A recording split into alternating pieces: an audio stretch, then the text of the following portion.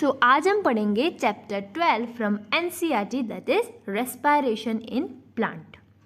All of us breathe to live. Of course हम जीने के लिए क्या करते हैं? Breathing. But why is breathing is so essential to life? अब ये सोचने वाली बात है, ब्रीथिंग इतनी ज़रूरी क्यों है लाइफ के लिए? इस चैप्टर के बाद तो आपको एकदम क्लियर हो जाएगा। What happens when we breathe? Also to all living organism including plants and microbes breathe.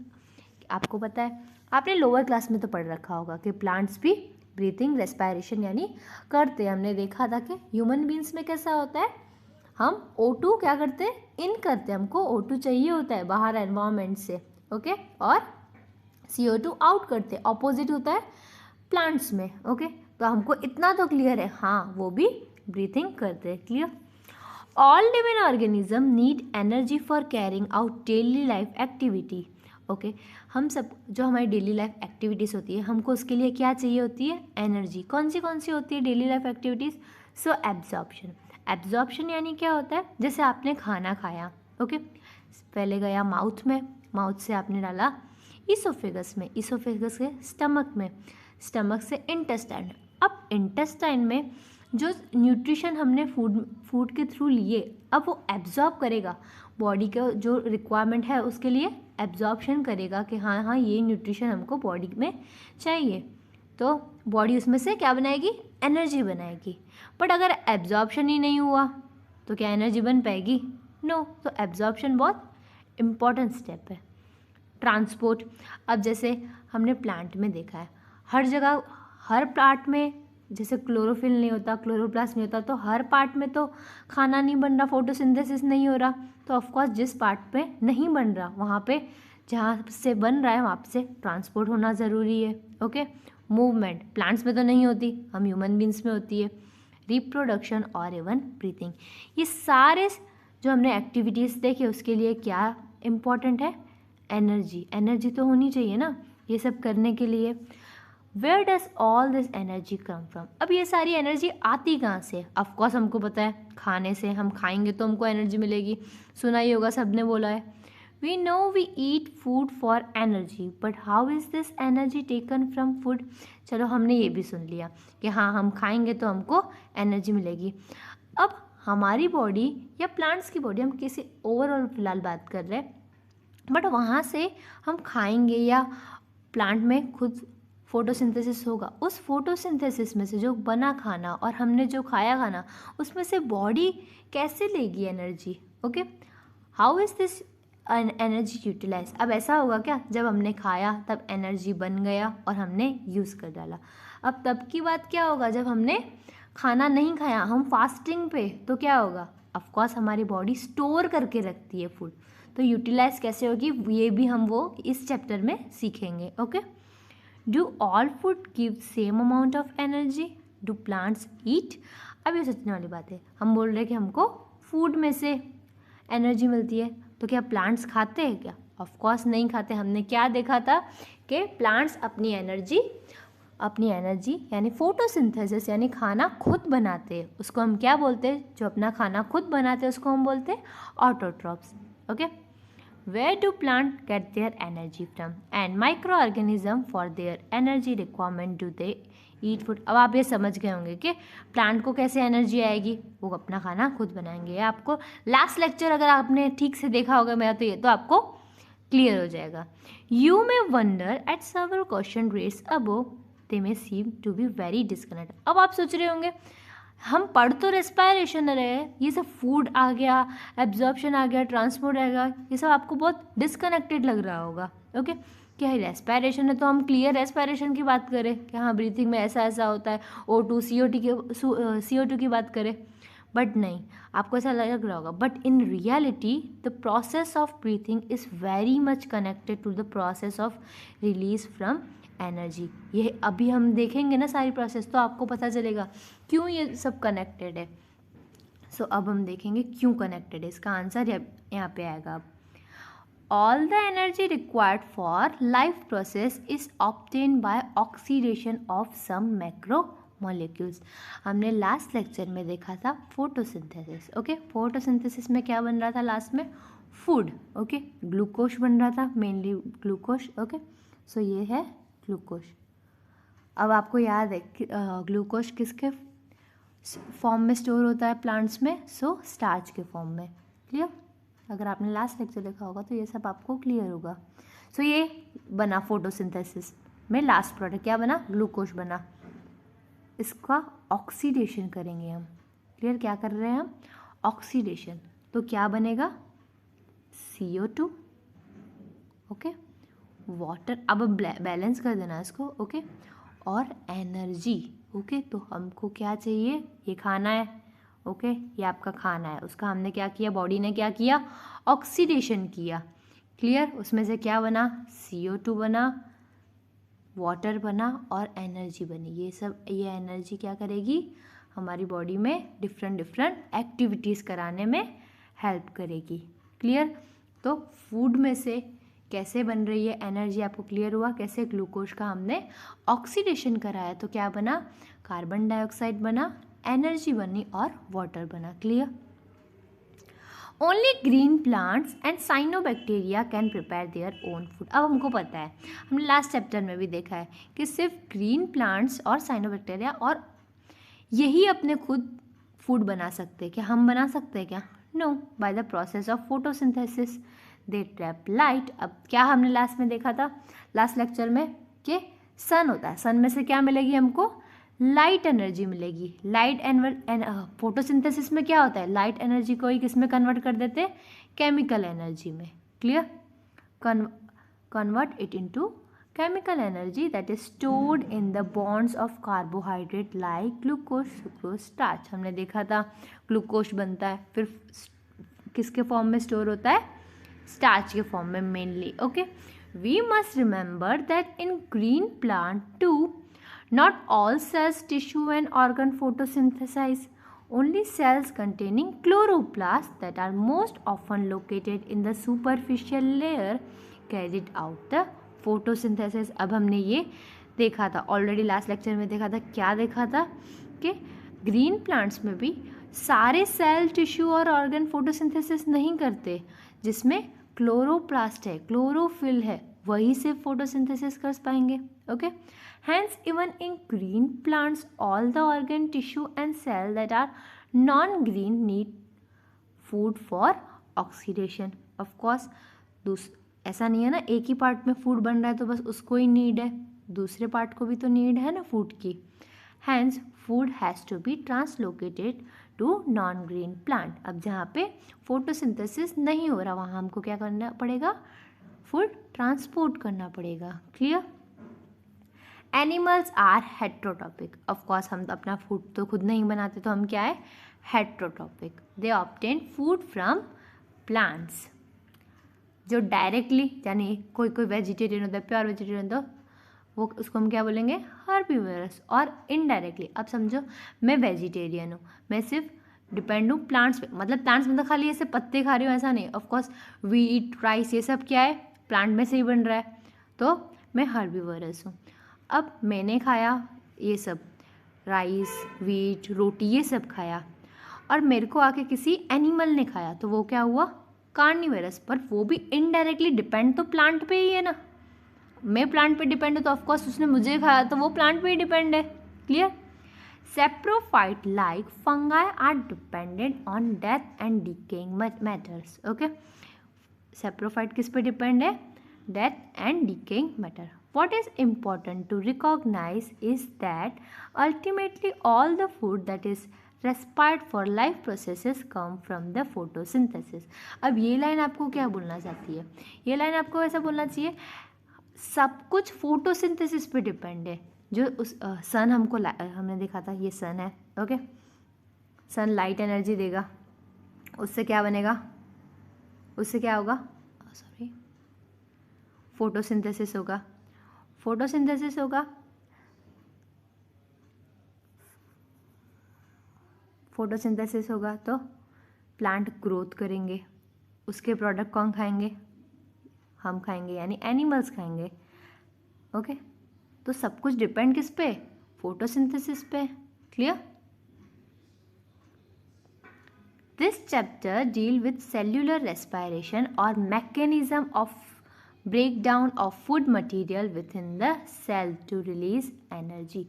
अब इस चैप्टर में हम क्या देखने वाले हैं, सेल्यूलर रेस्पिरेशन। मतलब क्या होगा, जो हम फूड खा रहे हैं उसका ब्रेक डाउन सेल में कैसे होगा और उसमें से एनर्जी कैसे बनेगी, ओके, और स्टोर कैसे होगी वो energy. Photosynthesis of course take place within the chloroplast. हमने लास्ट लेक्चर में देखा था क्या, फोटोसिंथेसिस कहाँ होता है, क्लोरोप्लास्ट में होता है। Where is the break down of complex molecule to yield energy take place in the cytoplasm and in the mitochondria. Clear. Break down कहाँ होगा, जो हमने फूड, जो प्लांट्स ने फूड बनाया, ओके, वो बनाया कहाँ, क्लोरोप्लास्ट में। अब इसका ब्रेक डाउन होकर उसमें से एनर्जी कहाँ निकलेगी, साइटोप्लाज्म में और माइटोकॉन्ड्रिया में। ये प्रोसेस कहाँ होगा, साइटोप्लाज्म में एंड माइटोकॉन्ड्रिया में, ओके, ये याद रखना है। सो अब एनर्जी आएगी कहाँ से, so the breaking of CC bond of complex compound through oxidation within the cell leading to release of considerable amount of energy called respiration। अब CC बॉन्ड क्या हुआ, जैसे हमने देखा ग्लूकोज है, ये 6 carbon, okay,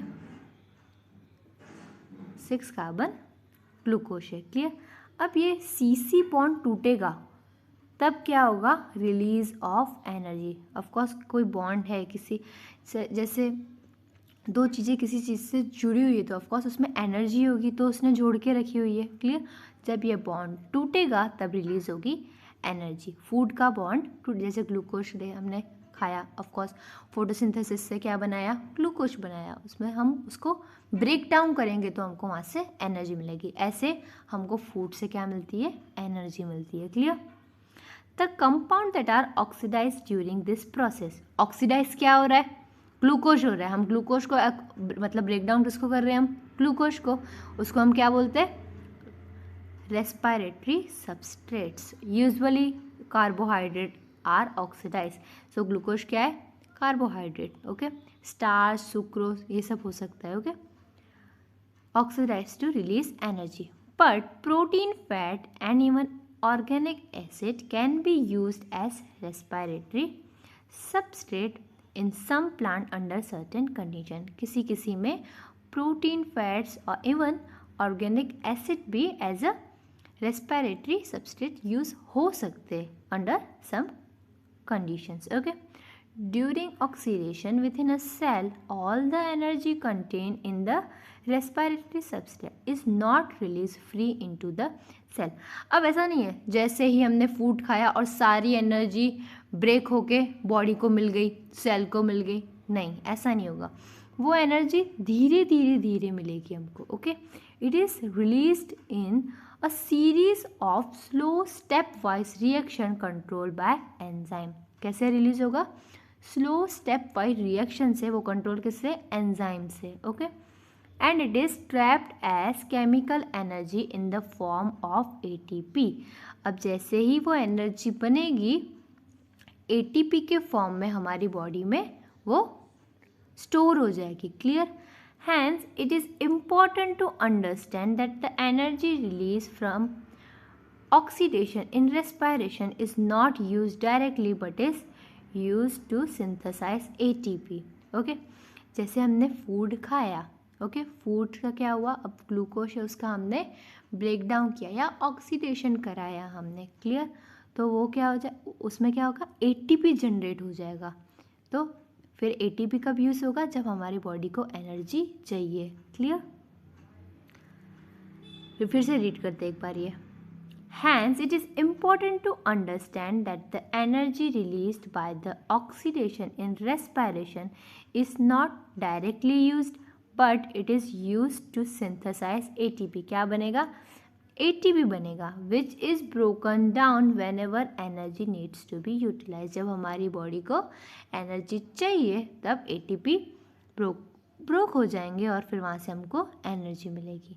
hence ATP act as a energy currency of the cell. Energy currency हम क्यों बोल रहे हैं, करेंसी यानी क्या, पैसे। अब आपके पास पैसे होते हैं, आप कहीं बाहर जाते हो तो आप, जब आपको भूख लगती है तो आप पैसे देते हो और खाना लेते हो। तो हमारी बॉडी क्या करेगी, जब हमको एनर्जी चाहिए तब ATP देगी, और एनर्जी लेगी, ऐसा समझ लो। Clear? This energy trap in ATP is utilize in various energy requiring processes of the organism, and the carbon skeleton produced during respiration is used as precursor for biosynthesis। अब ये सारी energy जो ATP में trap है ये कब use होगी? जब हमारी बॉडी को वो नीड होगा। क्लियर? अब हम पढ़ेंगे do plant breathe? Well, the answer to this question is not quite so direct. Yes, plants require O2 for respiration to occur and they also give out CO2। अब ऐसा हमने सुना है हमेशा से कि प्लांट्स को O2 नहीं चाहिए होता है, वो सिर्फ O2 देते, बट नो, ऐसा नहीं है। प्लांट को भी O2 रिक्वायर होता है रेस्पायरेशन के लिए, बट वो अपना ऑक्सीजन खुद बना लेते हैं, उनको इतना बाहर से नहीं चाहिए होता है। क्लियर? अभी हम समझेंगे। Okay, hence plants have system in place that ensure the availability of O2। अब हमने फोटोसिंथेसिस में ही देखा था, क्या देखा था कि फूड कैसे बनता है। ओके, कैसे बनता था देख लेते हैं। क्या क्या रिक्वायर्ड है उसके लिए? CO2 रिक्वायर्ड है, okay, water and energy. Clear? याद था आपको? सो बनता क्या है इसमें से? आप बैलेंस कर देना। ओके, क्या बना? ग्लूकोज बना और ऑक्सीजन बना। तो प्लांट के अंदर ही ऑक्सीजन बन जा रहा है, तो उनको इतना बाहर से एनवायरनमेंट पे वो डिपेंड नहीं होते। Clear? Plants unlike animals have no specialised organ for gaseous exchange. जैसे हमारे पास क्या है? लंग्स है, स्पेशलाइज्ड ऑर्गन है किसके लिए? For gaseous exchange. But plants में ऐसा कोई स्पेशलाइज ऑर्गन नहीं है। तो क्या है उनके पास? But they have stomata and lenticels for there. आपको स्टोमेटा तो पता होगा लास्ट लेक्चर में। लेंटिकल्स क्या होता है? जैसे बार के उस पर ऐसे ओपनिंग होती है, okay, for gaseous exchange. Clear? There are several reason why plants can get along without respiratory organs. उनके पास स्पेशलाइज्ड रेस्पिरेटरी ऑर्गन्स नहीं है, तो इसका बहुत सारे रीजंस भी है कि उनके पास क्यों नहीं है और क्यों उनका काम इसके बिना चल जाता है। First, each plant part takes care of its own gaseous exchange. अब इसमें क्या है? जैसे पूरा प्लांट है, सारे पार्ट्स जैसे लीव्स, सारे पार्ट्स खुद का गैस एक्सचेंज खुद करते हैं। ओके, वहाँ पे क्या होता है? There is very little transport of gaseous from one part to another part. वहाँ पे इतना ट्रांसपोर्टेशन गैस का नहीं होता। ओके, किसी में बहुत कम अमाउंट में होता है, हमारे कंपेरेटिव में प्लांट्स में बहुत कम अमाउंट में होता है। Second, plants do not present great demand for gas exchange. Okay, क्यों उनके पास इतनी ग्रेट डिमांड नहीं होती? जैसे हमने देखा है, हमको बहुत सारी एनर्जी चाहिए होती है। ओके, हमको डेली लाइफ एक्टिविटीज़ चाहिए होती है, मूवमेंट करते हैं, यहाँ जाना होता है, स्ट्रेस होते हैं। बट अब देखा जाए तो प्लांट्स में ऐसा कुछ नहीं है, तो उनको एनर्जी ही कम चाहिए होती है, तो इतनी ज़्यादा डिमांड उनकी नहीं होती है। Okay, root stem leaves respire at rates far lower than animals too. Of course उनका रेस्पायरेशन हमसे बहुत कम होता है, बहुत कम रेट में होता है। Only during photosynthesis a large volume of gas is exchanged। Okay, photosynthesis के during large amount of gas exchange होती है। Each leaf is well adapted to take care of its own need during this period। Of course photosynthesis के during उनको large amount में gas exchange करना होता है, और but each leaf ये खुद अपना अपना काम कर लेते हैं। When cells photosynthesize, availability of O2 is not a problem in this cell। अभी हमने देखा था जब फोटोसिंथेसिस हो रहा है तब इनको ऑक्सीजन की कमी नहीं आ सकती। Okay, third, the distance that gases must diffuse even in large bulky plant is not great। Each living cell in a plant is located quite close to the surface of the plant। अब देखेंगे जैसे एक part में नहीं हो रहा है exchange और एक में हो रहा है, वो अपनी नीड कंप्लीट नहीं कर पा रहा, तो भी वहाँ पे इतना डिस्टेंस नहीं होता ट्रांसपोर्टेशन में, इजीली वो बाजू बाजू में कर सकते। Okay, this is true for leaves. You may ask but what about thick woody stems and roots. अब आप ये सोचने वाली बात है कि ये सब तो चलो ठीक है कि लीव्स तो अपना इजीली सब कुछ कर लेते हैं, थिक वुडी स्टेम्स और रूट का क्या? ओके, अब हमने देखा था in stems the living cells are organise in a thin layer inside and beneath the bark. They also have opening called lenticels. हमने क्या देखा था, बार्क में क्या होता है, lenticles. The cells in the interior are dead and provide only mechanical support. Okay, dead layer क्या करेगी, सिर्फ mechanical support provide करेगी. Thus, most cells of a plant have at least a part of their surface in contact with air. Okay, सारे cells plant के ऐसी एक surface तो होगी, एक पार्ट तो होगा ही जो कांटेक्ट है किसके साथ, एयर के साथ, तो वो अपना एक्सचेंज खुद कर लेते हैं। This is also facilitated by loose packing of parenchyma cells in leaves, stems and root, which provide an interconnected network of air space. अब ऐसा क्यों, जैसे उनकी ऐसे पैकेजिंग कैसे होती है पेरेंकाइमा सेल की, लूज टाइप की होती है, सो उनके बीच में से स्पेस हो जा, ऑफकोर्स इंटरकनेक्टेड क्या होती है, एयर स्पेसिस होती है, तो एक ने कर लिया तो दूसरे को ईजिली मिल जाता है। Okay, the complete combustion of glucose which produce CO2 and H2O। अभी हमने देखा था, हम अगर ग्लूकोज का ऑक्सीडेशन कराएंगे तो हमको क्या मिलेगा, CO2, water and energy. Okay, अभी सारी एनर्जी ATP के फॉर्म में नहीं रहेगी, बहुत क्या हो जाएगी, एज अ हीट लॉस भी हो जाएगा हमको। Okay, yield energy, most of which is given out as heat. Clear?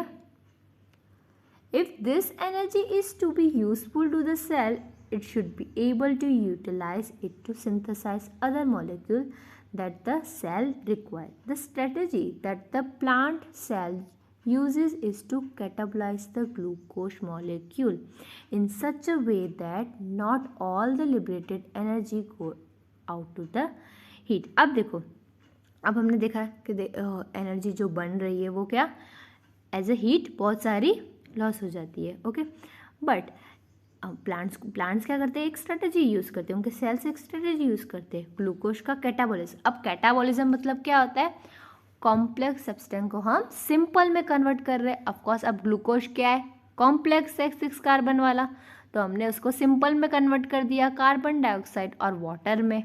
Okay, तो उसको हम क्या बोलेंगे, catabolism. The key is to oxidise glucose not in one step. अब देखो, हम अचानक से कोई बड़ी चीज़ है, हमको उसमें से बहुत सारी चीज़ें चाहिए, हम उसको एकदम से एकदम फोड़ देंगे, हथौड़ा मार देंगे, एक बड़ी चीज़ फोड़ देंगे तो वो तो कैसे एकदम ऐसे बिखर जाएगी। ऑफकोर्स हम धीरे धीरे खोल के एक एक चीज़ बाहर निकालेंगे तो हमको उसमें से ज़्यादा सामान मिलेगा। ऑफकोर्स तो प्लांट भी यही स्ट्रेटजी यूज़ कर रहे हैं, क्या कर रहे हैं, धीरे धीरे रिएक्शन करवा रहे हैं, धीरे धीरे बाहर एनर्जी निकाल रहे हैं, एक ही बार में नहीं निकाल दे रहे। क्लियर, फिर से रीड करते हैं। The key is to oxidise the glucose not in one step but in several small steps, enabling some steps to be just large enough say that the energy released can be coupled to ATP synthesis. How this is done is essentially the story of respiration. अब आप सोच रहे होंगे कि ये ऐसे कैसे एक एक स्मॉल स्टेप में कैसे निकाल रहे हैं ATP, हम आपको तो नहीं समझ रहा कैसे स्मॉल स्टेप में ये कैसे कर रहे हैं, कौन से रिएक्शन ऐसे हो रहे हैं, तो वही तो हमको रेस्पिरेशन में पढ़ना है कि ATP कैसे निकल रही है रेस्पिरेशन में। अक्खे चैप्टर में आपको यही पढ़ना है कि कहाँ पे ATP जनरेट हो रहा है। Okay, during the process of respiration oxygen is utilised and carbon dioxide, water and energy are released as a product. The combustion, ये तो आपको पता ही होगा। ओके, रेस्पिरेशन में क्या चाहिए होता है, ऑक्सीजन चाहिए होता है। क्यों चाहिए होता है, ये हमने देखा था यहाँ पे, ऑक्सीडेशन किस करने के लिए, ग्लूकोज का। Clear, the combustion reaction require oxygen, देख लिया। But some cells live where oxygen may or may not be available. अभी आपने देखा, हाँ ठीक है, ऐसे भी तो ऑर्गेनिज्म है जहाँ पे जिनको ऑक्सीजन की रिक्वायरमेंट नहीं है, या तो वो उनके बिना भी जी रहे, उनका क्या? Okay, can you think of such situations where O2 is not available? वहाँ पे भी लाइफ तो है, जहाँ पे ऑक्सीजन नहीं है वहाँ पे भी लाइफ है। Okay, there are sufficient reason to believe that the first cells on this planet lived in the atmosphere that lacked the oxygen. of course हमने थियरी में पढ़ा है ये कि जब अर्थ बना था, जब वहाँ पे ऑक्सीजन भी नहीं था, पर तब वहाँ पे लाइफ तो थी। ओके, माइक्रो ऑर्गेनिज्म थे। Even among present day living organism we know of several that are adapted to anaerobic conditions. अभी हमने देखे होंगे एरोबिक बैक्टीरियाज भी देखे होंगे, एनारोबिक देखे होंगे आपने। ओके, लास्ट लेक्चर्स में हमने पढ़ा। तो उनमें ये प्रोसेस कैसे होगा, रिलीज ऑफ एनर्जी फूड में से कैसे होगी? ओके, अब हम वो समझते हैं। Some of these organisms are facultative anaerobes, while in other the requirement of anaerobic condition is obligate. अब समझना, ये पॉइंट बहुत important. In any case all living organism retain the enzymatic machinery to partially oxidize glucose without the help of oxygen. Okay, अगर ये सारी condition आ गई, anaerobic condition आ गई, तो क्या करेंगे हम? ग्लूकोज का पार्शियल ऑक्सीडाइजेशन करेंगे। तो उस प्रोसेस को this break down of glucose to pyruvic acid is called as glycolysis. ये किस में होगा? आपको याद रखना है, जहाँ ऑक्सीजन नहीं है वहाँ की बात कर रहे हैं। ओके, अब हम देखेंगे डिटेल में क्या होता है glycolysis. Okay, the term glycolysis has originated from the Greek word glycos. Glycos यानी शुगर, लाइसिस यानी स्प्लिटिंग। ओके, यानी ब्रेक डाउन समझ लो। Okay, glycolysis, clear? शुगर की स्प्लिटिंग, यानी ग्लूकोज है तो ग्लूकोज क्या है? शुगर है, उसकी क्या करेंगे हम? Splitting. Clear? The scheme of glycolysis was given by Gustav Embden, Otto Meyerhof and J Parnas. आपको ये याद रखने तीनों को। Okay, and is often referred to as EMP pathway. अब हम देखेंगे, ये पूरा पाथवे देखना है। ओके, हमको In anaerobic organism, it is only process in respiration. अब anaerobic के पास और कोई पाथवे है ही नहीं, बस यही हो सकता है, ग्लाइकोलिसिस ही हो सकता है, हमको जीना है तो। Okay, glycolysis occur in the cytoplasm of the cell. अब हमने देखा है एनारोबिक कौन होता है? Usually prokaryotic. उसमें होते हैं क्या? उसमें आपने देखा है कि उसमें माइटोकॉन्ड्रिया है, ये सब है? नहीं होता उनमें। क्लियर? तो कहाँ होगा पूरा ये प्रोसेस? साइटोप्लाज्म में। Okay, in this process glucose undergo partial oxidisation. हम क्या करा रहे हैं इसमें? ग्लूकोज का पार्शियल ऑक्सीडाइजेशन। तो ग्लूकोज में से क्या बनेगा? 2 मॉलिक्यूल ऑफ पायरुविक एसिड। देखेंगे हम कैसे बन रहा है। Okay, in plant this glucose is derived from sucrose which is and product of photosynthesis और from storage carbohydrate. So sucrose is converted into glucose and fructose by enzyme invertase. Okay, first क्या हुआ? Sucrose convert हो गया किस में? Glucose plus fructose में। किसकी help से? By the help of enzyme invertase. Clear? ये आपको याद रखना है, बेसिक है। And this 2 monosaccharides radially enter the glycolytic pathway. Clear? अब ये क्या कहाँ जाएंगे? ग्लाइकोलाइटिक पाथवे में, यानी ग्लाइकोलिसिस होगा। अभी glucose and fructose are phosphorylated to give rise to the glucose 6 phosphate by the activity of enzyme hexokinase. अब फर्स्ट स्टेप हम समझ रहे हैं। क्लियर? यहाँ पे डायग्राम में फर्स्ट स्टेप समझो क्या हुआ। फर्स्ट क्या हुआ? ग्लूकोज किस में कन्वर्ट हो गया? ग्लूकोज 6 फॉस्फेट में। अब ग्लूकोज से ग्लूकोज 6 फॉस्फेट बन रहा है तो एक फॉस्फेट चाहिए उसको। वो कहाँ से आया? ATP ने दिया। ATP ने एक फॉस्फेट दे दिया। ATP क्या है? Try phosphate. ठीक है, तो ट्राई में से क्या हो जाएगा? डाई हो जाएगा। ठीक है, तो यहाँ पे एक ATP हमारा माइनस हो गया, यहाँ पे एक खर्च हो गया। हमने खर्च कर दिया एक ATP इस स्टेप में। ग्लूकोज से ग्लूकोज 6 फॉस्फेट। और इस स्टेप में कौन सा एंजाइम हेल्प करता है? सो हेक्सोकाइनेस। जहाँ पे फॉस्फेट होगा वहाँ पे कौन सा होगा? काइनेस। आपको याद रखना है। क्लियर? फर्स्ट स्टेप आपको क्लियर हो गया होगा। Okay, this phosphorylated form of glucose then isomerized to produce fructose 6 phosphate। फिर क्या हुआ? ये ग्लूकोज 6 फॉस्फेट किस में कन्वर्ट हो गया? फ्रुक्टोज 6 फॉस्फेट में। अब subsequent step of metabolism glucose and fructose are same। Clear? अब हम पूरा पहले डायग्राम में समझ लेते हो, तो आपको एक बार रीड करोगे ना, फिर आपको पूरा क्लियर हो जाएगा, लाइन बाय लाइन आपको एकदम क्लियर हो जाएगा, हर एक लाइन क्या बोल रही है आपको क्लियर हो जाएगा। ओके, अब फ्रुक्टोज 6 फॉस्फेट में से क्या बना? Fructose 1,6 biphosphate. एक फॉस्फेट में से अभी हमने 2 कर दिए, बाइफॉस्फेट कर दिए, तो हमको एक और एटीपी चाहिए। ओके, एक और एटीपी खर्च हो गया हमारा। सो अभी तक हमारे 2 एटीपी खर्च हो गए। क्लियर? आपको अभी क्लियर हो रहा होगा। Okay, fructose 1,6 biphosphate. अब हमने ऐसा क्यों किया? आप सोच रहे होगे क्यों हमने एक में से 2 दे दिए फॉस्फेट। सो अब समझो, आप कोई भी मॉलिक्यूल को आपको 2 में, अभी हमने देखा ये 6 कार्बन है, हम इसको 3 में कन्वर्ट कर रहे हैं। ओके, अब आप कोई भी से समझो, यहाँ पे ये मैं बना रही हूँ ग्लूकोज। ठीक है, कितने कार्बन होते हैं उसमें? 6। क्लियर? 6 कार्बन है। अब यहाँ पे है फॉस्फेट ग्रुप।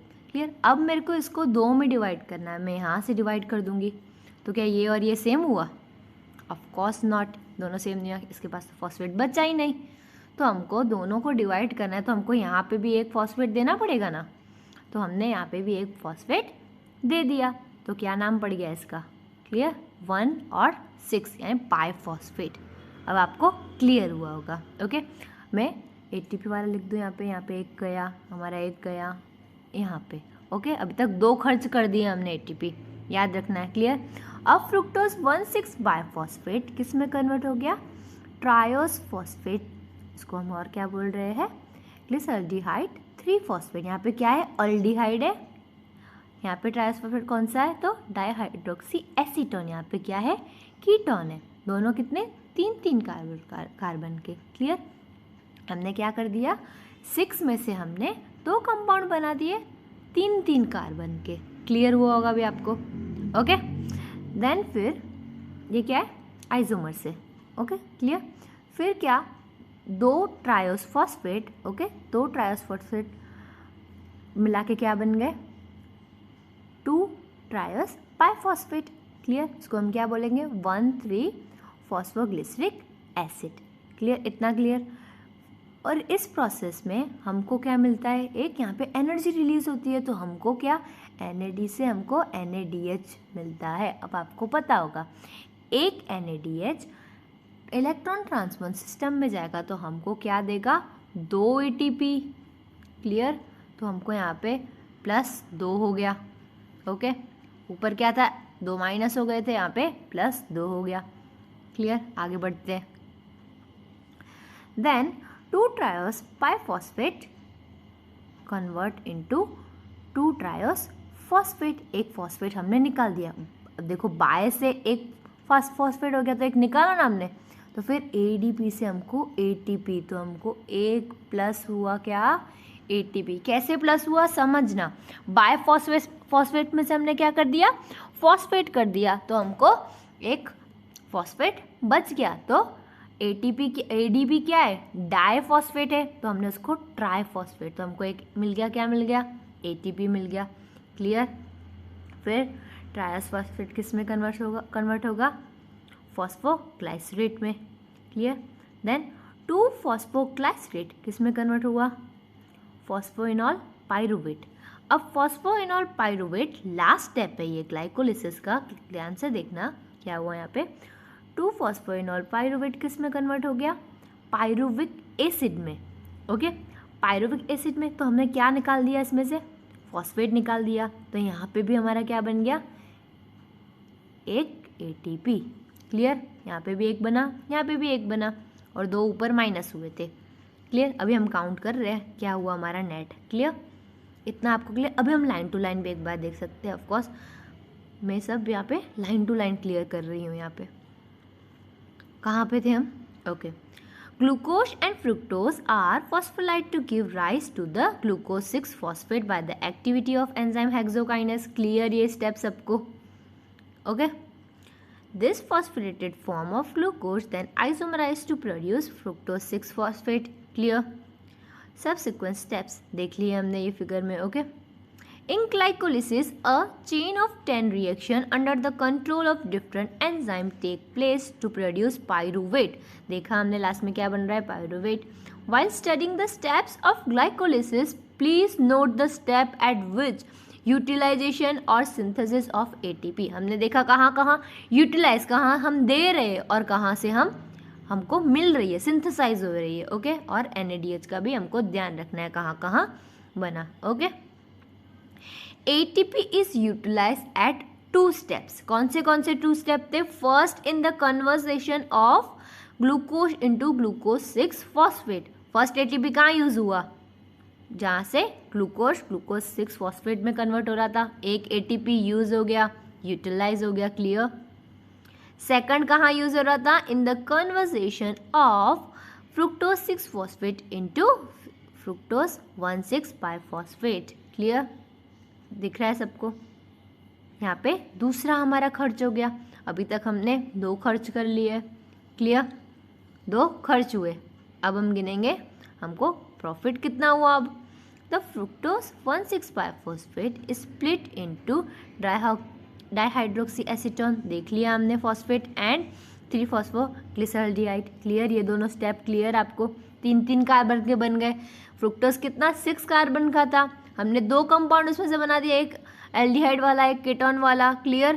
तो उसमें क्या हो गया, 2 में डिवाइड किया तो क्या हो गया, 3 कार्बन वाले 2 कंपाउंड बन गए. क्लियर? यहाँ पे 6 में से ग्लूकोज 6 कार्बन का है, लास्ट में पायरुवेट 3 कार्बन का कैसा बन रहा है, यहाँ पे आपको अभी क्लियर होना चाहिए. Okay. We find that there is 1 step where NADH is form from NAD. Clear? यहाँ पे क्या बना, यहाँ पे हमने देखा था क्या बना, NADH. वो कौन सा स्टेप है? This is when three phosphoglyceraldehyde is, उसको हम शॉर्ट फॉर्म में PgAl भी बोलते हैं. Okay. Is converted into the one three biphosphate glycerate. Okay. यहाँ पे क्या बना हमारा, NADH. 2 redox equivalent are removed from PgAl and transferred to a molecule of NAD. Clear? यहाँ पे हमने देखा कैसे बना. PgAl is oxidized with inorganic phosphate to get converted into BPGA. ये भी हमने देख लिया. अब आपको ये सब तो क्लियर हो जाना चाहिए, हमने पूरा डायग्राम देख लिया. अगर आपको शॉर्ट फॉर्म्स नहीं समझ आ रहा तो आप एक बार वो देखना कि उसका फुल फॉर्म क्या है, तो आपको जल्दी समझ आ जाएगा. The conversion of BPGA to 6-phosphoglyceric acid is also an energy yielding process. This energy is trapped by the formation of ATP. अभी हमने देखा कहाँ फॉर्म हुआ, ये स्टेप में क्या बना, ATP बना. देख लिया था हमने. ओके. एक हमको और प्रॉफिट मिला, एक NAD. अभी तक यूटिलाइज कितने हो गए थे, ऊपर 2, और यहाँ पे एक प्रॉफिट में क्या आया, NADH और एक ATP. हमको अभी तक एक NADH मिला है, एक ATP मिला है. क्लियर? और फिर दूसरा ATP हमको कहाँ मिला, another ATP is synthesized during the conversion of PEP into pyruvic acid. Last step में ATP मिला. फिर अब हम काउंट करते, नेट काउंट करते. हमने देखा था ऊपर 2 स्टेप में हमको -1 हुआ. ओके. -1 ATP. क्लियर? फिर से -1 ATP. 2 स्टेप हमने ATP यूटिलाइज कर तब लगे थे. ओके. एक हमको क्या, NADH प्रॉफिट में आया. और हमने देखा कि लास्ट में हमको एक यहाँ पे ATP बना, एक इसके ऊपर ATP बना, तो यानी 2 ATP. क्लियर? तो देखा हमने 2 यूज़ किए हमने, तो -2. अब एक NADH इलेक्ट्रॉन ट्रांसपोर्ट सिस्टम में जाता है तो हमको कितनी ATP देता है, सबको पता है 2. तो वहाँ पे 2 बन गई हमारी, और 2 हमको ये कौन सी वाली है, जो NADH से मिली. क्लियर? आपको वेरी कंफ्यूज ना हो इसलिए मैं आपको यहाँ लिख दे रही हूँ. देन हमको एक यहाँ पे और एक ऊपर मिली. 2 ATP। तो हम नेट करेंगे तो -2 + 2 0 और बचा क्या +2, तो हमको नेट मिलेगी +2 ATP पूरे ग्लाइकोलिसिस प्रोसेस के बाद में। Clear? Can you then count how many ATP molecules are directly synthesised in the pathway from 1 glucose molecule? अब आपको क्लियर हो जाएगा, एक ग्लूकोज मॉलिक्यूल पूरा एक ग्लूकोज मॉलिक्यूल ग्लाइकोलिटिक पाथवे में जाएगा तो कितनी ATP बनाएगा। अब आपको ऑफकोर्स लाइन टू लाइन अभी आपको क्लियर हो रहा होगा हर एक लाइन क्या बोल रही है। ओके, पायरुविक एसिड देन, क्यों मैं आपको ऐसे लाइन टू लाइन करा रही हूँ, बिकॉज कभी कभी क्या है नीट में डायरेक्ट आपको एक लाइन उठा के MCQ दे देंगे, डायरेक्ट लाइन पूरी उठा के दे देंगे, तो आपको वो MCQ ईजी पड़ेगा सॉल्व करने में। Okay, pyruvic acid is then key product of glycolysis. Okay, हमने देखा लास्ट में क्या बना, pyruvic acid. What is the metabolic fate of pyruvate? चलो पायरुवेट बन गया, अब आगे क्या, वो पायरुवेट का आगे क्या होगा, अब वो हम देखेंगे। Okay, this depends on cellular need.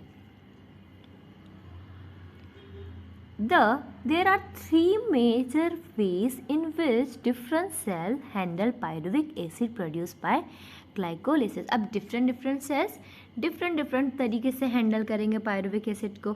सो ऐसी 3 मेजर वेज है। तो फर्स्ट है लैक्टिक एसिड फर्मेंटेशन, और second alcoholic fermentation, and third है एरोबिक रेस्पिरेशन। अब इसमें क्या होगा समझो, ये क्या बना, पायरुविक एसिड, PA लिख दे रही हूँ मैं, आप प्लीज़ समझ लेना। ओके, ऑक्सीजन कम है तो क्या होगा उसका, लैक्टिक एसिड फर्मेंटेशन होगा, या तो क्या होगा अल्कोहल फर्मेंटेशन। क्लियर? अगर ऑक्सीजन नहीं है तो, और फिर अगर ऑक्सीजन है ज़्यादा तो क्या होगा, एरोबिक रेस्पिरेशन। आप बोलोगे भाई एरोबिक रेस्पिरेशन क्या है, तो इसके बाद हम फर्मेंटेशन के बाद हम वो समझेंगे। आपको फर्मेंटेशन भी नहीं समझ आया होगा, तो पहले हम समझते हैं फर्मेंटेशन। अब क्या देखा हमने, जिनके पास ऑक्सीजन नहीं है वो किस में जाएगा, पायरुविक एसिड फर्मेंटेशन में जाएगा। ओके, फर्स्ट हम देख रहे हैं फर्मेंटेशन। ओके, कौन सा फर्मेंटेशन देखा हमने, lactic acid fermentation and alcoholic fermentation.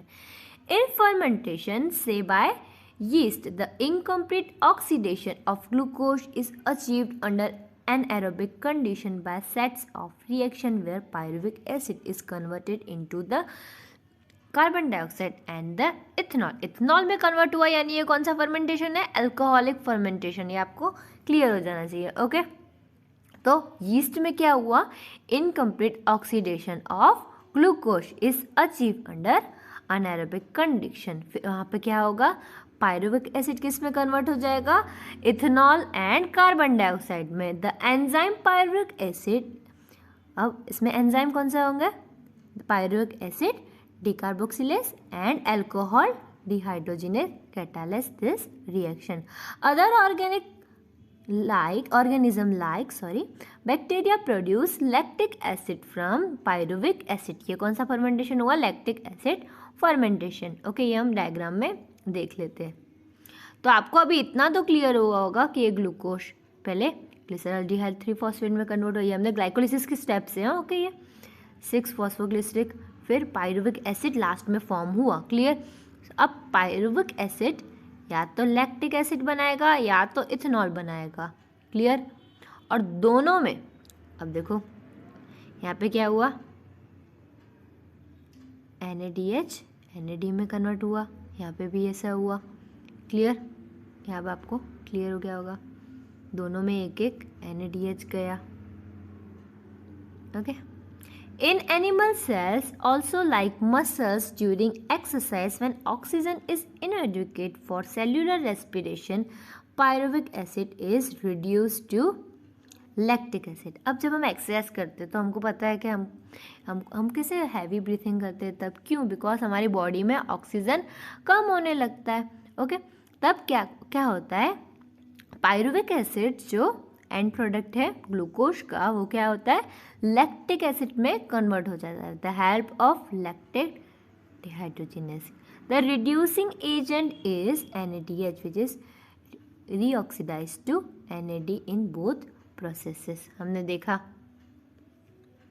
Okay, In both lactic acid and alcohol fermentation, not much energy is released. Less than 7% of energy in glucose is released, and not all of it trapped as high energy bonds of ATP.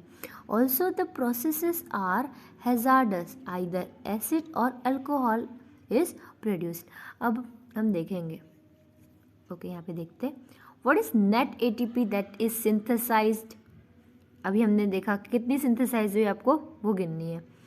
When one molecule of glucose is fermented to alcohol or lactic acid, कौन सी हमको देखनी है कि कितनी synthesise हुई. Okay. Yeast poison themselves to death when the concentration of alcohol reach about 13%. अब alcoholic fermentation जिसमें होता है उसमें एक अमाउंट से ज़्यादा अल्कोहलिक फर्मेंटेशन हो गया तो वो खुद को पॉइजन कर देते. क्लियर. अब यीस्ट का यहाँ पे एग्जांपल दिया है. Yeast poison themselves to death when the concentration of alcohol reach about 13%. Clear. What then would be the maximum concentration of alcohol in beverage that are naturally fermented. अब हमने देखा है 13% से तो ज़्यादा हमको अल्कोहल मिलती है बाहर, पर वो कैसी होती है, डिस्टिल्ड होती है. Okay. How do you think alcoholic beverage of alcohol content greater than concentrate? अब आप समझ गए होंगे कि 13% से ज़्यादा क्यों होती है, बिकॉज वो डिस्टिलेशन के प्रोसेस के थ्रू आती है.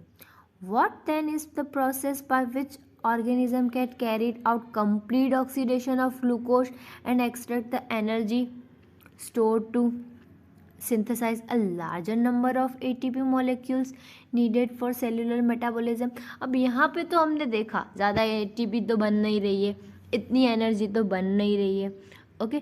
तो ऐसी कौन सी प्रोसेस है जिसमें ज़्यादा नंबर ATP बनेगी. ओके. अब हम देखेंगे उस प्रोसेस को. Okay. In eukaryote this step take place within the mitochondria. अब अभी तक हम किसकी बात कर रहे थे, ग्लाइकोलिसिस और फर्मेंटेशन, जहाँ पे ऑक्सीजन नहीं है तो वो एनारोबिक कंडीशंस थी. ओके. अब हमारे में है यूकैरियोट्स. यूकैरियोट्स तो आपको पता है कौन से, आपने देखे ही होंगे यूकैरियोट्स, हमने स्टार्टिंग के चैप्टर में ही पढ़ लिए. Okay. This step take place within the mitochondria and this require oxygen. अब जिनमें ऑक्सीजन है उसमें ये कहाँ स्टेप होगा, माइटोकॉन्ड्रिया में. अब तक ग्लाइकोलिसिस कहाँ हो रहा था, साइटोप्लाज्म में. ओके. उस प्रोसेस को हम बोलेंगे एरोबिक रेस्पिरेशन. तो एरोबिक रेस्पिरेशन क्या है, is the process that leads to a complete oxidation. उसमें क्या हो रहा था, ग्लाइकोलिसिस में पार्शियल ऑक्सीडेशन, यहाँ पे कंप्लीट ऑक्सीडेशन हो रहा है of organic substance in the presence of oxygen and release carbon dioxide, water and large amount of energy present in the substrate. ये तो आप भी नहीं भी समझ आया तो हम पूरा ये भी प्रोसेस देख रहे हैं. Okay. This type of respiration is most common in the higher organism. We will look at these processes in the next section. देखने ही वाले अभी हम सब ये. क्लियर. अब हम स्टार्ट कर रहे हैं aerobic respiration. For aerobic respiration to take place within the mitochondria, the final product of glycolysis, pyruvate, is transported from the cytoplasm to the mitochondria. अब हमने क्या देखा था, ग्लाइकोलिसिस हो रहा है साइटोप्लाज्म में, सब में हो रहा है. ओके. ग्लाइकोलिसिस अगर ऑक्सीजन नहीं होगा तो क्या करेगा, या तो अल्कोहलिक फर्मेंटेशन करेगा या तो लैक्टिक एसिड फर्मेंटेशन. अब उसको ऑक्सीजन मिल रहा है. ओके. तो वो क्या करेगा, एरोबिक रेस्पिरेशन. इसके लिए क्या होगा, जो पायरुविक एसिड ग्लाइकोलिसिस में बना वो कहाँ आ जाएगा, माइटोकॉन्ड्रिया में. क्लियर. एक बार फिर से मैं आपको बता देती हूँ, क्लियर कर देते हैं. पहले क्या किया हमने, ग्लाइकोलिसिस. ओके. ग्लाइकोलिसिस में क्या बना, एंड प्रोडक्ट, ये सब में हो रहा है. और कहाँ हो रहा है, साइटोप्लाज्म में हो रहा है. ओके. उसमें क्या बना लास्ट में, पायरुविक एसिड. अब पायरुविक एसिड को ऑक्सीजन नहीं मिल रहा तो वो क्या करेगा, लैक्टिक एसिड फर्मेंटेशन और अल्कोहल फर्मेंटेशन. क्लियर. ये अब उसको ऑक्सीजन मिल रहा है तो वो क्या करेगा, एरोबिक रेस्पिरेशन. इसके लिए क्या होगा, एरोबिक रेस्पिरेशन स्टार्ट होने से पहले क्या होगा, जो पायरुवेट ग्लाइकोलिसिस में बना ग्लाइकोलिसिस कहाँ होता है? साइटोप्लाज्म में। वो अब पायरुवेट कहाँ आ जाएगा? माइटोकॉन्ड्रिया में। क्लियर? आई होप ये आपको क्लियर हुआ होगा। The crucial event in the aerobic respiration. अब हम क्या क्या देखने वाले हैं इसमें? ओके, ये इवेंट्स है, हम बता ही दे रहे हैं ऑलरेडी, ये हम इसको डीप में देखने ही वाले हैं। ओके, क्या होगा? तो the complete oxidation of pyruvate, इसमें क्या होगा? फर्स्ट कंप्लीट ऑक्सीडेशन होगा किसका? पायरुवेट का। By step wise removal of all the hydrogen atom living 3 molecules of carbon dioxide. Clear? अभी हम देखने ही वाले आगे, हम ये ओवरव्यू बता रहे हैं। The passing on of the electron removed as part of the hydrogen atoms to molecular oxygen with simultaneous synthesis of ATP। ये भी आपको आगे समझ आएगा कि हाइड्रोजन मतलब पूरा हम प्रोटॉन ग्रेडियंट देखने वाले हैं। ओके, इलेक्ट्रॉन ट्रांसपोर्ट सिस्टम में, तो आपको ये पूरा क्लियर होगा। ये सब ओवरव्यू है, तो मैं आपको बता रही हूँ ऐसे ऐसा हो रहा है यहाँ तक, आपको ये सब डिटेल में ही देखना है। Okay, what is interesting to note is that first process take place in the matrix of the mitochondria and the second process is located on the inner membrane of the mitochondria। अब आपको याद होगा mitochondria का structure, उसमें था ऐसा bilayer थी। Okay, bilayer थी और ऐसे अंदर क्या था? मैंने बहुत गंदा बनाया but you can imagine. Okay, hypothetically matrix of the mitochondria, ये मैट्रिक्स हो गई। और ये क्या है? ये क्या हो जाएगा? ये क्या हो जाएगा? Inner membrane. Okay, first process कहाँ हो रही है? मैट्रिक्स में। सेकंड प्रोसेस कहाँ हो रही है? इनर मेम्ब्रेन में। ये भी हम डायग्राम बना के आगे तो देखने ही वाला है। ये क्या है? सिर्फ ओवरव्यू है। ओके, यहाँ तक क्या था? ओवरव्यू था।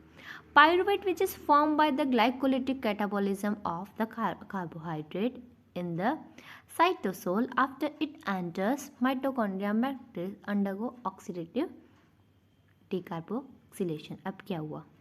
अब हम देखेंगे by a complex set of reaction catalyzed by the pyruvic dehydrogenase enzyme। कौन सा है? pyruvic dehydrogenase।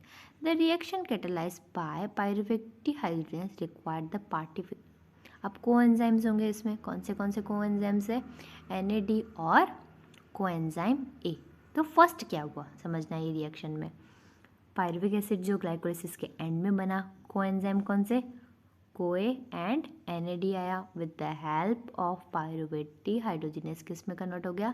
Acetyl CoA, carbon dioxide और NADH। क्लियर? ये हुआ फर्स्ट, ये हमने फर्स्ट स्टेप देखा एरोबिक रेस्पिरेशन में। इम्पॉर्टेंट क्या किया? पायरुविक एसिड को कन्वर्ट कर दिया एसिटाइल कोए में। अब ये पायरुविक एसिड कितने कार्बन का था? 3 कार्बन का था, याद होगा सबको। अब हमने यहाँ पे क्या कर दिया? एक कार्बन को इन the form of carbon dioxide निकाल दिया, तो ये कितने कार्बन का होगा? 2 कार्बन का। एसिटाइल कोए कितने कार्बन का है? 2 कार्बन का। During this process 2 molecule of NADH are produce from the metabolism of 2 molecule of pyruvic acid. Okay, produce from 1। अब एक ग्लूकोज में से कितना बना था? आपको याद होगा, एक ग्लूकोज में 2 molecules of pyruvic acid. Okay, और उसमें हमने क्या देखा था कि NADH बन रहा है, तो वहाँ पे कितने NADH होंगे? 2 NADH होंगे। ऑफकोर्स हमने ये सब देख लिया है पहले। ओके, फिर से हम रिपीट नहीं कर रहे, ये अभी वाला स्टेप देख लेते हैं। ओके, वो वाला तो आपको सबको याद होगा। During this process 2 molecules are produce from the metabolism of the. अब हमने देखा पायरुविक एसिड किस में कन्वर्ट हो रहा है? एसिटाइल कोए में, और एक NADH बन रहा है। पर ग्लूकोज के हमने देखा था ग्लूकोज लास्ट में क्या 2 पायरुविक एसिड बना रहा है, तो ये 2 पायरुविक एसिड है। तो यहाँ पे क्या हो जाएगा? पूरा रिएक्शन इंटू 2, पूरा रिएक्शन इंटू 2। तो हमको एक NAD में से कितने? 1 मिला था, तो हमने 2 से इंटू कर दिया, तो हमको यहाँ पे कितना प्रॉफिट हुआ? 2 NADH। क्लियर? याद रखना यहाँ पे 2। फर्स्ट स्टेप कौन सा था? पायरुविक एसिड को एसिटाइल कोए में कन्वर्ट करना। वहाँ पे हमको क्या प्रॉफिट हुआ? 2 NADH। Okay, acetyl CoA then enters in a cyclic pathway called as tricarboxylic acid cycle, commonly called as Krebs cycle। Okay, क्यों Krebs cycle? Because it name after scientist Hans Krebs who first, जिसने discover किया उसका नाम रख दिया इसलिए। तो अब क्रैब साइकिल क्यों, आपको उसमें कंफ्यूज नहीं होना पड़ेगा। ओके, सो हम उसको शॉर्ट फॉर्म में क्या बुलाते हैं? TCA।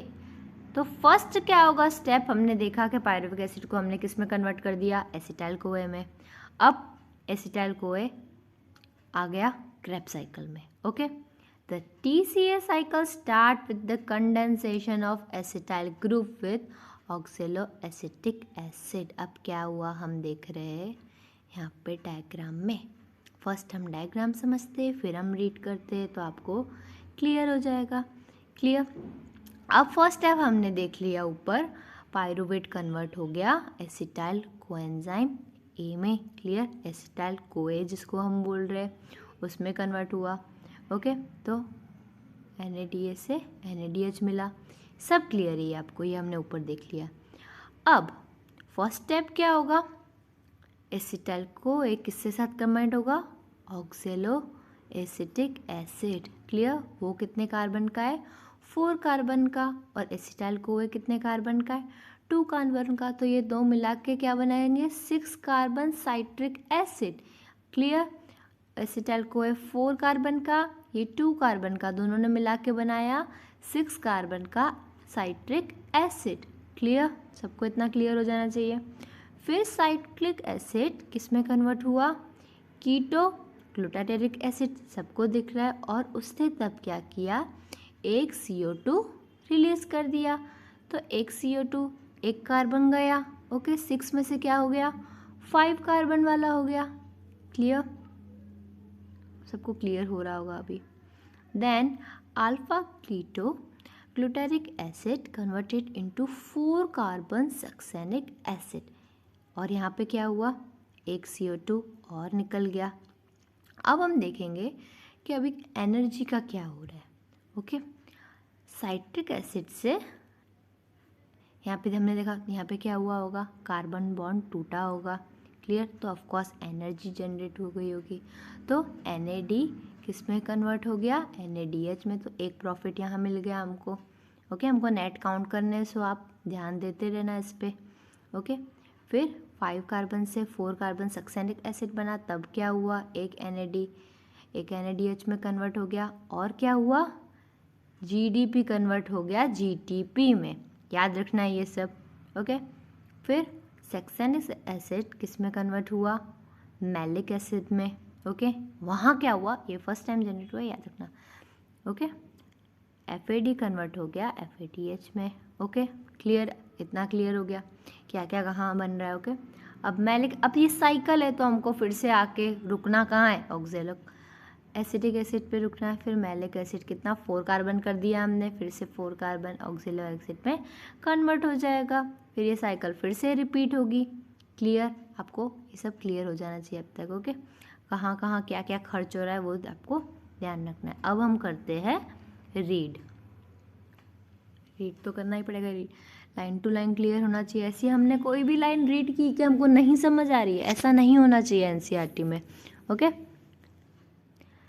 Okay, the TCA cycle start with the condensation of acetyl group with oxaloacetic acid। देख लिया हमने 4 कार्बन का oxaloacetic acid किसके साथ कंबाइंड होगा? एसिटाइल ग्रुप के साथ। And water to yield citric acid. देखा हमने उसमें से क्या बना? Citric acid. The reaction is catalysed by the enzyme. यहाँ पे कौन सा एंजाइम है? Citrate synthesis. Okay, clear? And a molecule of CoA is released. Okay, citrate is then isomerized to isocitrate। ये हमने साइकिल में नहीं देखा, बट वहाँ पे डॉट डॉट डॉट दिया हुआ है, मतलब बीच में से कोई स्टेप मिसिंग है। ओके, यहाँ पे लिखी हुई है। आप कंप्लीट भी कर सकते हो इस साइकिल को, आप अपना ये स्टेप इन्वॉल्व करके। Okay, it is followed by 2 successive step of decarboxylation. उसमें क्या हुआ? Leading to formation of alpha keto glutaric acid. क्या हो? 5 कार्बन का देखा हमने। ओके, देखो, clear? And then succinic CoA, clear, is देखा oxidise to form OA allowing the cycle to continue. Cycle continue होगी. During the conversion of succinyl-CoA to succinic acid, a molecule of GTP is synthesized. This is substrate level phosphorylation. इसमें क्या हुआ हमने देखा, क्या बना था यहाँ पे देखा हमने, एक GTP is converted into GDP with the simultaneous synthesis of ATP from ATP देखा हमने यहाँ पे. Okay,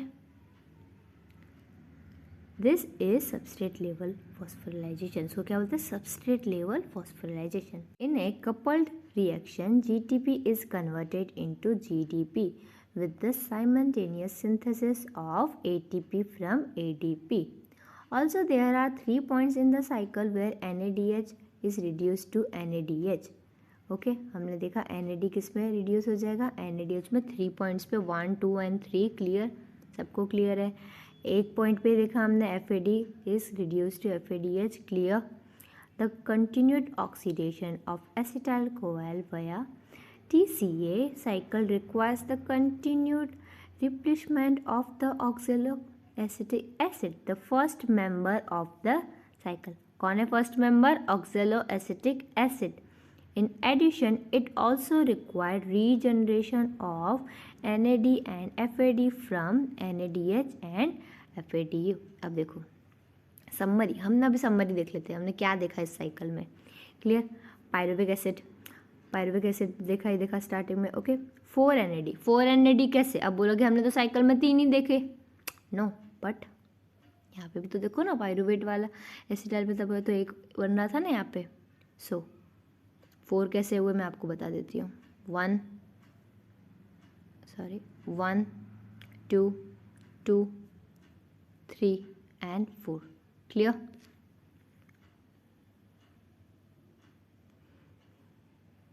FAD देख लिया और एक ADP कन्वर्ट होगा ATP में. क्लियर. आपको ये रिएक्शन क्लियर हो जाना चाहिए. अब we have till now seen that glucose has been broken down to release carbon dioxide and 8 molecules of the NADH, 2 of FAD. ये 2 हम 8 क्यों बोल रहे हैं. अब तो हमने, आप बोलोगे कि ये 4 है तो हम 8 क्यों बोल रहे हैं, हमने देखा था. बट ग्लाइकोलिसिस के एंड में 2 पायरुविक एसिड बन रहे हैं. ओके तो एक ग्लूकोज में से तो 2 पायरुविक मिलेगा. ओके अब एक पायरुविक में हमको क्या मिला, 4 NADH. तो 2 पायरुविक में हमको हो गया 8 NADH. एक पायरुविक में हमको मिला एक FADH2. ओके तो 2 में हमको मिलेंगे 2. क्लियर. सिंपल है, सिंपल स्टेप्स है, हमको इसमें ज़्यादा कोई दिमाग लगाने की ज़रूरत नहीं है. You may be wondering why we have been discussing respiration at all. Neither O2 has come into the picture nor the promised large number of ATP has been synthesized yet. Also, what is the role of NADH and FADH that is synthesized? Let us try to understand the role of O2 in the respiration and how ATP is synthesized. अब आप बोलोगे अब तक इतनी सारी ATPs ही नहीं बनी है. Of course आप राइट हो. अब देखेंगे ये NAD से ATP ये सब कैसे बनती है. ओके तो अब इसके लिए क्या आएगा, electron transport system and oxidative phosphorylation. So now we will see electron transport system and oxidative phosphorylation. The following steps in the respiratory process are to release and utilize the energy stored in NADH and FADH. अब हमने पूरी cycle देखी, उसमें सिर्फ energy ATP में store नहीं थी, NADH में भी थी और FADH में भी थी. ओके सो अब NADH और FADH को ATP में कन्वर्ट करने का प्रोसेस किसके थ्रू जाएगा, इलेक्ट्रॉन ट्रांसपोर्ट सिस्टम के through. Okay this is accomplished when they are oxidized through the electron transport system and the electrons are passed on to oxygen resulting in formation of water. अब हम देखेंगे ये पूरा electron transport system के and में क्या बनेगा, water. अभी हम पूरा सिस्टम देखेंगे तो आपको ये पॉइंट क्लियर हो जाएगा. Okay the metabolic pathway through which electron passes from one carrier to another carrier is called as electron transport system. अब नाम से ही पता चलता है इलेक्ट्रॉन ट्रांसपोर्ट सिस्टम क्या है, इलेक्ट्रॉन को पास करेंगे एक कैरियर से दूसरा कैरियर, ओके, ऐसे उसकी डेस्टिनेशन तक पहुंचाएंगे, ओके, एक कैरियर से पहले दूसरे कैरियर में पास करेंगे, वो कॉम्प्लेक्सेस हो गए, अभी हम वो भी देखेंगे. And it is present in the inner mitochondrial membrane. अब ये प्रोसेस कहाँ हो रही है, अब आपको पता होगा ग्लाइकोलिसिस कहाँ हो रहा था, साइटोप्लाज्म में, फिर ये सब प्रोसेस कहाँ हो रही थी, माइटोकॉन्ड्रिया में, ओके. अब अभी तक जो हुआ है वो सारी एनर्जी कहाँ पे आई है, माइटोकॉन्ड्रिया में, हमने ऑलरेडी देख लिया, ओके. सो अभी हमने माइटोकॉन्ड्रिया का स्ट्रक्चर पढ़ा था, क्या था, मैट्रिक्स था, उसमें बायलेयर थी, किसकी, एक इनर एक आउटर मेम्ब्रेन, ओके. सो इनर और आउटर मेम्ब्रेन के बीच में क्या थी, इंटर मेम्ब्रेनस स्पेस. तो अब यहाँ पे है मैट्रिक्स, इनर माइटोकॉन्ड्रियल मेम्ब्रेन, यहाँ पे क्या है, स्पेस, और इसके बाद क्या होगा, आउटर मेम्ब्रेन. क्लियर. सो अब लाइन बाय लाइन हम इस प्रोसेस को समझेंगे. सो पहले आपको मैं ये डायग्राम एक्सप्लेन करती हूँ, देन रीड करेंगे तो क्लियर हो जाएगा. तो इसमें हम देखेंगे 5 कॉम्प्लेक्स, ओके. सो कॉम्प्लेक्स 1 और कॉम्प्लेक्स 2. सो आप सोचोगे कि कॉम्प्लेक्स 3 बीच में क्यों है, बिकॉज कॉम्प्लेक्स 1 भी अपना इलेक्ट्रॉन यहाँ देगा और कॉम्प्लेक्स 2 भी अपना इलेक्ट्रॉन यहाँ देगा, ओके. सो अब हम देखेंगे कॉम्प्लेक्स 1 में क्या क्या हो रहा है. सो हमने ऑलरेडी देखा था लास्ट टू लास्ट चैप्टर में कि आयन और सल्फर इज़ अ गुड, और कॉपर भी गुड इलेक्ट्रॉन कैरियर है. उसमें क्या होता है, जैसे Fe+2 और Fe+3 में आयन रहता है, तो Fe+3 ने एक इलेक्ट्रॉन लिया और वो इजीली कन्वर्ट किस में कर देगा, उस अपने आप को Fe+2 में, और वो आगे इलेक्ट्रॉन पास करके फिर से अपनी ओरिजिनल स्टेट में Fe+3 में आ जाएगा. सो वो उसको कोई लॉस नहीं होता, बट वो इजीली इलेक्ट्रॉन ट्रांसपोर्ट कर देता है. क्लियर. सो फर्स्ट क्या हुआ, अब यहाँ पे आप सोचोगे कि यहाँ पे NaDH, अभी आपको हमने ऊपर साइकिल पढ़ी थी तो आपको याद होगा. सो ये प्रोसेस कहाँ हो रही थी, NaDH डिहाइड्रोजिनेस का, जहाँ पे NaDH बन रहा था, ओके. वहाँ पे कौन सा एंजाइम होगा, NaDH डिहाइड्रोजिनेस, ओके. अब कॉम्प्लेक्स 2 में कौन सा एंजाइम यूज़ हो रहा है, सक्सीनेट डिहाइड्रोजिनेस. क्यों, बिकॉज FAD कहाँ बन रहा था, आपको वो याद करना है. सो FAD क्रेब्स साइकिल में कहाँ बन रहा था, जब सक्सीनेट फ्यूमरेट में कन्वर्ट हो रहा है, ओके. तो यहाँ पे कौन सा एंजाइम आया, सक्सीनेट डिहाइड्रोजिनेस. क्लियर. सो यहाँ से इलेक्ट्रॉन गया, FMN. अब इसका फुल M मतलब क्या, अब आपको याद रखना ये मोनो है, ओके. सो कॉम्प्लेक्स 1 है, फर्स्ट है, तो आपको याद रहेगा मोनो. क्लियर. इसमें पास हुआ, इसने अपना इलेक्ट्रॉन यहाँ दिया, ये क्या है, यूबिक्विनॉल, ओके, और अपना प्रोटॉन दे दिया यहाँ. अब ज़रूरी नहीं है सारे प्रोटॉन जो इलेक्ट्रॉन यहाँ आ रहे सब के सारे इलेक्ट्रॉन कैरियर ही है, कोई प्रोटॉन प्लस इलेक्ट्रॉन कैरियर भी होता है, ओके. तो दोनों कैरी करके ले जा सकता है, और कोई सिर्फ इलेक्ट्रॉन कैरियर होता है, तो अपना हाइड्रोजन वो यहाँ दे देते. क्लियर. ये आए यूबिक्विनॉल, यूबिक्विनॉल को कन्वर्ट कर दिया यूबिक्विनॉल में. क्लियर. अपना इलेक्ट्रॉन फिर आ गया इसका यहाँ पे कॉम्प्लेक्स 3 में. उसके बाद कॉम्प्लेक्स 2 ने क्या किया, हमने देख लिया यहाँ पे कौन सा एंजाइम है, तो सक्सीनेट डिहाइड्रोजिनेस. क्लियर. सो यहाँ आया, अपना इलेक्ट्रॉन दे दिया यहाँ. क्लियर. यहाँ से ऐसे कैरी हो गया. अब ये क्या है, साइटोक्रोम 3. अब हम लाइन बाय लाइन जाएंगे तो आपको क्लियर होगा, पर साइटोक्रोम C क्या है हम वो देख लेते हैं. Cytochrome C is a small protein attach to the outer surface of the inner membrane and act as a mobile carrier. अब ये कहाँ अटैच है, तो हमने देखा कि ये क्या है, आउटर मेम्ब्रेन पे, ओके. इनर मेम्ब्रेन पे नहीं है, ये आउटर मेम्ब्रेन पे, ओके. ये क्या है, स्मॉल प्रोटीन है. ये क्या हेल्प करेगा, एक मोबाइल कैरियर है. मोबाइल यानी क्या, जो मोटिलिटी कर सकते हो, एक जगह से दूसरी जगह जा सकते हो. तो ये यहाँ से यहाँ पे जा रहा है, देख रहा है आपको. ये क्यों काम आया है यहाँ पे, बिकॉज 3 से हमको 4 में जाना है, ओके. बीच में से ये रास्ता पास करना है हमको, ओके. तो क्या हेल्प किया, साइटोक्रोम 3. क्लियर. अब हम पढ़ेंगे साइटोक्रोम 4. यहाँ से आ गया मोबाइल कैरियर के थ्रू, इलेक्ट्रॉन कहाँ आ गए, यहाँ. और पर 3 में क्या क्या हुआ. सो कॉम्प्लेक्स 3 में क्या हो रहा है, हम इसको क्या बोल रहे हैं, साइटोक्रोम BC1. क्यों बोल रहे हैं, तो फर्स्ट इलेक्ट्रॉन कहाँ जाएगा, साइटोक्रोम B में, देन साइटोक्रोम C1 में, तो हम उसको क्या बोलेंगे, साइटोक्रोम BC1। अब यहाँ का इलेक्ट्रॉन साइटोक्रोम C के थ्रू कहाँ जाएगा, कॉम्प्लेक्स 4 में। अब कॉम्प्लेक्स 4 में क्या हो रहा है हम वो देख रहे हैं। फर्स्ट कहाँ गया, साइटोक्रोम A में, क्लियर। देन A3 में, तो उसको हम और क्या बोलते हैं, cytochrome A, AC, A3, okay clear. ये अपना इलेक्ट्रॉन इन्होंने दिया यहाँ पे। अब हमने देखा था कि इसमें क्या बनेगा, लास्ट में वाटर बनना है, ओके। सो ऑक्सीजन आप बैलेंस भी कर सकते हो, फुल ऑक्सीजन हमको एक मॉलिक्यूल बनाना है, इसलिए हमने क्या लिया, हाफ ऑक्सीजन लिया, क्लियर। यहाँ पे लास्ट में आप देख सकते हो कि क्या बना, वाटर बना, ओके। फिर हम आए कॉम्प्लेक्स 5th, अपना कॉम्प्लेक्स 5th पे। उसमें क्या हो रहा है, हमने ऑलरेडी देख लिया था एटीपी सिंथेसिस में क्या होता है, F0 particle embedded in the membrane, last lecture में देख लिया था, और ये F1 थोड़ा बाहर रहता है, क्लियर। अब इतने सारे, अब आपने देखा कि सारे प्रोटॉन अपना इलेक्ट्रॉन तो यहाँ दे रहे, प्रोटॉन पूरा आउटर मेम्ब्रेन में आ रहा है। अब प्रोटॉन का ग्रेडियंट बढ़ गया, अब क्या होगा, देखा है हमने, हाई से लो जाता है ग्रेडियंट में, ओके। अब क्या होगा, यहाँ पे लो हो गया, ओके, यहाँ पे लो हो गया, यहाँ पे हाई हो गया। ऑफ कोर्स अब यहाँ से यहाँ पास करेंगे क्योंकि हाई से लो जाता है। सो जैसे ही यहाँ से प्रोटॉन यहाँ पास होगा, तब क्या होगा, उसकी एनर्जी के थ्रू एटीपी किस में सिंथेसाइज हो जाएगा, एटीपी में। तो हमको लास्ट में क्या ही चाहिए, सिर्फ एटीपी। किस में से बना अब ये, एनएडी और एफएडी में से। तो अभी हमको पता चला एनएडी और एफएडी में से लास्ट में एटीपी कैसे बनेगा, क्लियर।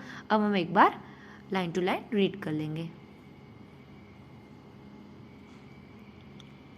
सो हमने यहाँ तक तो रीड कर लिया था। Electron from NADH produced in the mitochondrial matrix during citric acid cycle are oxidized by an NADH dehydrogenase। हमने ये फर्स्ट स्टेप देखा, क्लियर, कॉम्प्लेक्स 1 की बात हो रही है। And electrons are then transfer to ubi, अभी हमने देखा कि यहाँ पे यूबी क्नॉन में ट्रांसपोर्ट हुए, उसके बाद क्या हुआ, उसने क्या कर दिया, उसको किसमें कन्वर्ट, यूबी क्नॉन में कन्वर्ट कर दिया। Ubiquinone also receives reducing equivalent वया FADH, अभी हमने देखा था, यहाँ पे FADH से भी उसको मिल रहा है, ओके क्लियर है, आपको ये क्लियर हो रहा होगा। The reduced ubiquinone is then oxidised with transfer of electron to cytochrome C। अब यहाँ से कॉम्प्लेक्स 3 में से कैसे जाएगा, थ्रू साइटोक्रोम C। अभी हमने देख लिया था साइटोक्रोम C क्या है। Cytochrome C is a small protein attach to the outer surface of the inner membrane. Outer surface of inner membrane यहाँ अटैच है, ये इनर मेम्ब्रेन है, clear. As a mobile carrier यानी जो एक जगह से दूसरी जगह इलेक्ट्रॉन को पास कर सके, between complex 3 and 4। Complex 4 refer to cytochrome C oxidase complex containing cytochrome A and A3, clear, ये भी हमने देख लिया, A और A3 वाला। and 2 copper। When the electron pass from one carrier to another via complex 1 to 4 in the electron transport chain, they are coupled to ATP synthesis। इसको हमने क्या बोल दिया, कॉम्प्लेक्स 5। पहले ये कॉम्प्लेक्स को हम कॉम्प्लेक्स 5 बोलते हैं, अभी हम क्या बोल रहे हैं, इसको एटीपी सिंथेसिस। हमने ऑलरेडी इसका स्ट्रक्चर भी लास्ट लेक्चर में देख लिया था, okay. For the production of ATP from ADP and inorganic phosphate, the number of ATP molecules synthesize depend on the nature of electron donor. Oxidation of one molecule, अब एक NADH में से कितने ATP बनेंगे, so oxidation of one molecule of NADH gives rise to 3 molecules of ATP। So हम ऐसा बोल सकते हैं 1 NADH equals to 3 ATP, clear. And एक FADH में से कितने ATP बनेंगे, सो 2, while that of molecule of FADH2 produce 2 molecule of ATP, clear। Although the aerobic process of respiration take place only in the presence of oxygen, the role of oxygen is limited to the terminal stage of the process. अब आपने सोचा होगा कि ये aerobic process है तो इसमें presence of oxygen is must, हमने ऑलरेडी देख लिया था, बट हमने देखा कि रोल कब आता है ऑक्सीजन का, लास्ट में टर्मिनल स्टेज में। देखा हमने यहाँ पे वाटर बन रहा था कहाँ पे, कॉम्प्लेक्स 4 में। Okay, yet the presence of oxygen is vital. Okay, तो भी ये प्रोसेस को कंप्लीट होने के लिए क्या चाहिए, ऑक्सीजन, इसलिए हम इसको क्या बोल रहे हैं, aerobic respiration. Since it drives the whole process by removing hydrogen from the system, oxygen act as a final hydrogen acceptor. Last में हमने देखा जब वाटर बना तो ऑक्सीजन ने क्या किया, oxygen act as a final hydrogen acceptor. Unlike photosphorylation where it is light energy that utilized for the production of proton gradient, हमने लास्ट लेक्चर में पूरा फोटोफॉस्फोराइजेशन देख लिया है। रिक्वायर्ड फॉर फॉस्फोराइज, उसमें क्या था, लाइट एनर्जी चाहिए थी। Okay, in respiration it is energy of oxidation reduction utilize for the same process. अब हमने रेस्पिरेशन में देख लिया, वो दोनों कॉन्सेप्ट पूरे ऑपोजिट है। Okay, it is for the reason that the process is called as oxidative phosphorylation. अब ऑक्सीजन हम एरोबिक में क्यों बोल रहे हैं अभी ऑक्सीडेटिव फॉस्फोराइजेशन, अब आपको पता चला होगा कि ऑक्सीजन कितना इंपॉर्टेंट है, हम इसलिए हमने नाम क्या दिया, oxidative phosphorylation. Okay, you have already studied about the mechanism of membrane linked to ATP synthesis as explained by chemiosmotic hypothesis in earlier chapter. हमने ऑलरेडी केमियोस्मोटिक हाइपोथेसिस डिटेल में देखी थी लास्ट चैप्टर में। As mention earlier, the energy release during the electron transport is utilize in synthesis ATP with the help of ATP synthesis. ये हमने already last lecture में भी देख लिया था, उसको हम क्या बोल रहे हैं, complex 5। Okay, this complex consist of 2 major component, हमने देखा था कौन से F1 and F0 particles. Okay, the F1 head piece is peripheral membrane protein complex and contain the site of synthesis of ATP। Okay, हम यहाँ पे देख सकते हैं। सो मेन साइट क्या है ATP सिंथेसिस का, सो F1 पार्टिकल, ये किसका पार्ट है तो ATP सिंथेसिस का, आपको ये याद रखना है। मेन साइट क्या आपको दिख रहा है। ओके, हमने देखा था F0 पार्टिकल कहाँ होता है, मेम्ब्रेन में एम्बेडेड होता है। Okay, and inorganic phosphate. F0 is the integral membrane protein complex that forms the channel through which proton cross the inner membrane. अब डायरेक्ट प्रोटॉन मेम्ब्रेन को क्रॉस नहीं कर सकता, सो F0 पार्टिकल क्या करता है, वो चैनल बनता है प्रोटॉन को ट्रांसपोर्ट करने का।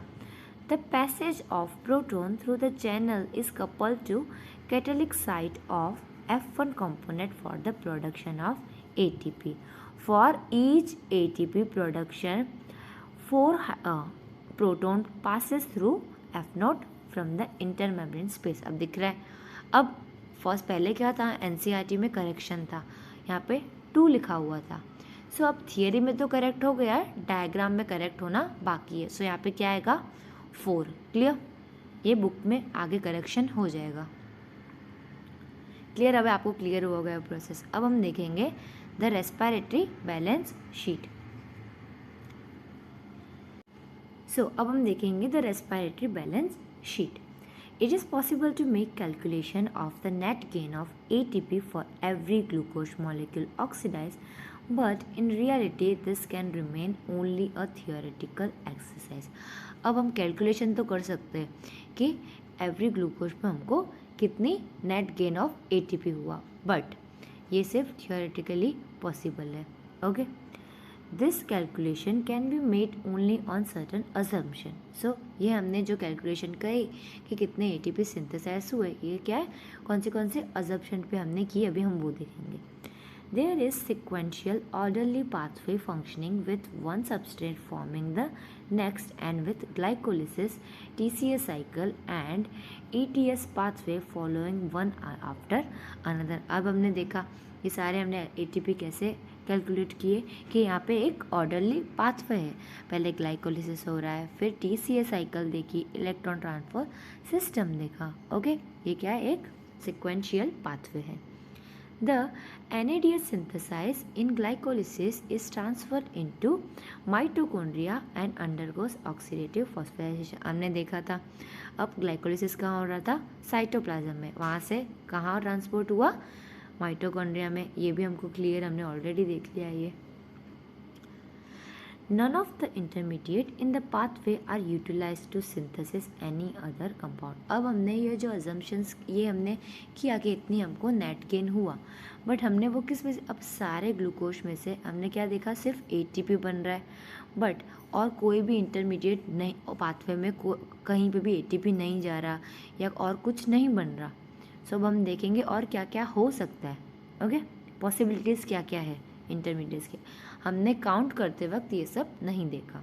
ओके, सो इसलिए हम क्या बोल रहे हैं, ये सिर्फ थियोरेटिकली पॉसिबल है. Only glucose is been respired, no other alternative substrate are entering in the pathway at any intermediate state. अब हमने देखा कि कोई भी इंटरमीडिएट स्टेट पे हमने और किसी की भी बात नहीं की, सिर्फ सीधा ग्लूकोज की रेस्पायरेशन की बात की, और हमने ऐसा भी नहीं देखा इसमें से फैटी एसिड बन जा रहा है या ये बन जा रहा है, कुछ भी नहीं देखा. अब हम देखेंगे और क्या क्या पॉसिबिलिटीज़ है. पहले हम देख लेंगे हमने थियोरेटिकली कितनी ATP बनाई. Okay, but this kind of assumption are not valid in living system. Okay, ये सब तो अजम्पशन है, हम थियोरेटिकली हमने बोल दिया ये इतने हो सकते हैं, बट ये हमारे नॉर्मल लाइफ में हम ऐसे काउंट करने जाए तो पॉसिबल नहीं है. Clear. All pathway work simultaneously and do not take place one after another. अब हमने सारे देखे कि electron transport, TCA cycle, glycolysis के एक के बाद एक काम कर रही है, बट ऐसा नहीं होता, वो सब साथ में काम करती है. Okay, substrate enter the pathway and are withdrawn from it, and when necessary ATP is utilized as when needed. Enzymatic rate are controlled by multiple means. Yet it is useful to do this exercise to appreciate the beauty and the efficiency of the living system in the extraction and storing of energy. अब हमने ये सब assumption क्यों लगाया, जब हमको पता है ये सब थियोरेटिकल है, बिकॉज इन सब से हमको पता चला कि एनर्जी कैसे स्टोर होती है, कैसे बनती है. Clear. Hence there can be net gain of 38 ATP. हमने ऑलरेडी काउंट करी है कि 38 कैसे बनी है. Okay, during aerobic respiration of one molecule of glucose. ये क्वेश्चन आ सकता है, एक मॉलिक्यूल में से नेट गेन हमको कितनी ATPs का होता है. So it's 38. Now let us compare fermentation and aerobic respiration. Fermentation accounts only partial breakdown of the glucose. हमने देख लिया था इसमें क्या हो रहा था, fermentation में only partial breakdown of glucose, whereas in aerobic respiration it is complete degrade to CO2 and water. हमने देखा अभी aerobic में क्या हो रहा है, complete breakdown हो रहा है. ठीक है, ग्लूकोज का complete, और जहाँ पे ऑक्सीजन नहीं है उसमें क्या हो रहा था, फर्मेंटेशन हो रहा था, वहाँ पे क्या हो रहा था, partial breakdown. Okay, in fermentation there is net gain of only 2 molecule of ATP. हमने ये ऑलरेडी देख लिया था, और हमने एरोबिक रेस्पिरेशन में क्या देखा, 38. Clear. Each molecule of glucose degrade to pyruvic acid, whereas many more molecule of ATP are generated under aerobic condition. कितनी, 38. Clear. NADH is oxidized to NAD rather slowly in fermentation. However, the reaction is very vigorous in case of aerobic respiration. अब हमें इसमें क्या देखा हमने, difference क्या क्या है एरोबिक और जहाँ पे ऑक्सीजन नहीं है. ओके, एनारोबिक में. ओके, अब हम देखेंगे एम्फीबॉलिक पाथवे. अब आपको नाम से ही कुछ समझ आ रहा होगा. एम्फीबॉलिक का मतलब क्या था, अभी एनिमल किंगडम में हमने क्या पढ़ा था, एम्फीबियंस यानी जो लैंड पे भी है और वाटर में भी है. अब हम आगे देखेंगे इसमें इसका मतलब क्या हो रहा है. Glucose is favour substrate for respiration. हमने ऑलरेडी देखा है. All carbohydrate are usually first converted into glucose before they are used for respiration. Okay, जो सारे कार्ब्स हम खाते फर्स्ट वो किस में होगा, हमने देखा था कैटाबॉलिज्म होता है. सुक्रोज का, स्टार्च का क्या होगा, कैटाबॉलिज्म होगा. वो किस में कन्वर्ट हो जाएंगे, ग्लूकोज में. ग्लूकोज क्या है, एक सिंपल फॉर्म है. फिर वो यूज होंगे किसके लिए, एनर्जी प्रोडक्शन के लिए. Other substrate can also be respired as been mentioned earlier, but then they do not enter the respiratory pathway at first step. अब हमने देखा था कि बाकी सारे सबस्ट्रेट भी हेल्प करते हैं किसमें, रेस्पिरेटरी पाथवे में आते भी है, बट उनका वो फर्स्ट स्टेप नहीं होता। अब हम देखेंगे पहले डायग्राम तो आपको क्लियर हो जाएगा। सो फर्स्ट हमने देखा था कार्बोहाइड्रेट सिंपल शुगर में कन्वर्ट होते हैं, कैसे, तो कैटाबॉलिज्म के थ्रू। ओके, ये सब हमने कहाँ देखा था, ग्लाइकोलिसिस में। सिंपल शुगर कौन सी है, ग्लूकोज, वो किस में कन्वर्ट हो रहे थे, ग्लाइकोलिसिस में, ग्लूकोज 6-फॉस्फेट में, देन फ्रुक्टोज 1,6-5-फॉस्फेट में। अब हमने देखा वहाँ पे फॉस्फेट ऐड कर रहे, पहले 6 पे ही था, फिर हमने 1 पे भी लगाया, तो क्या किया हमने, ATP से ADP में कन्वर्ट कर दिया। क्लियर। हमने लास्ट में क्या देखा था, क्या बन रहा है, पायरुविक एसिड बन रहा है, देन वो एसिटाइल कोए के साथ कहाँ जा रहा है, क्रेब्स साइकिल में जा रहा है। ओके, ये तो हमको सिंपल है, कार्ब्स की साइकिल हो गई, ये तो हमने ऑलरेडी पूरे चैप्टर में यही पढ़ा है। अब फैट्स का देखते हैं। फैट्स पहले क्या होंगे, फैटी एसिड और ग्लिसरॉल में ब्रेक डाउन होंगे, देन वो किस में कन्वर्ट हो जाएंगे, एसिटाइल कोए में। Okay clear. फिर वो एंटर करेंगे क्रेब्स साइकिल में। प्रोटीन क्या करेंगे, पहले अमाइनो एसिड में ब्रेक डाउन होंगे, देन वो क्या करेंगे, पायरुविक एसिड बनाएंगे। क्लियर। अब हम रीड करते हैं। Fat would need to be broken down into glycerol and fatty acid. देखा हमने फैट पहले क्या होगा, ब्रोक डाउन किस में, ग्लिसरॉल और फैटी एसिड में। If fatty acid were to be respired they would first be degraded to acetyl CoA. अब वैसे फैटी एसिड को रेस्पिरेटरी पाथवे में आना है तो पहले क्या करना पड़ेगा, उसको अपने आप को ब्रेक डाउन करना पड़ेगा, किसमें, एसिटाइल कोए में। Glycerol would enter the pathway after being converted to PGAL. The protein would be degraded by protease and the individual amino acid depending on their structure would enter the pathway. अभी हमने देखा protein किस में degrade होगा, amino acid में, फिर वो कहाँ जाएंगे, पाथवे में जाएंगे। क्लियर, ये हमने देख लिया। Since respiration involves breakdown of substrate, the respiratory process has traditionally consider a catabolic process. Catabolic process क्यों बोल रहे हैं, हमने देखा सारे कॉम्प्लेक्स मॉलिक्यूल क्या कर रहे हैं, सिंपल मॉलिक्यूल में कन्वर्ट हो रहे हैं ब्रेक डाउन करके अपने आप को, ठीक है। But is this understanding correct, we have discussed above at points in respiration pathway different substrate would enter if they were to be respired and used to drive energy. What is important to recognize is that these very compounds could be withdrawn from respiratory pathway for the synthesis of said substance. अब ये क्या बोलना चाह रहे हैं, जैसे हम fatty acid का एग्जाम्पल लेते हैं, hence fatty acid would be broken down to acetyl CoA before entering the respiratory pathway when it is used as substrate. But when the organism need to synthesize the fatty acid, acetyl CoA would be withdrawn. अब जब organism को fatty acid की need है तो first वो क्या करेगा, fatty acid क्या करेगा, अपनी नीड को कंप्लीट करेगा कि पहले वो रेस्पिरेशन में जाएगा, बिकॉज रेस्पिरेशन पाथवे उनका फर्स्ट स्टेप नहीं है, तो पहले रेस्पिरेट में नहीं जाएगा तो क्या करेगा, अपने सारे एसिटाइल कोए को विड्रॉन कर देगा। Hence the respiratory pathway comes into picture both during breakdown and synthesis of fatty acid. Similarly during breakdown and synthesis of protein too. अब आप समझ गए होंगे इसको, तो ये क्या एक लिंक बन गई। तो Similarly during breakdown and synthesis of protein too, respiratory intermediates form the link.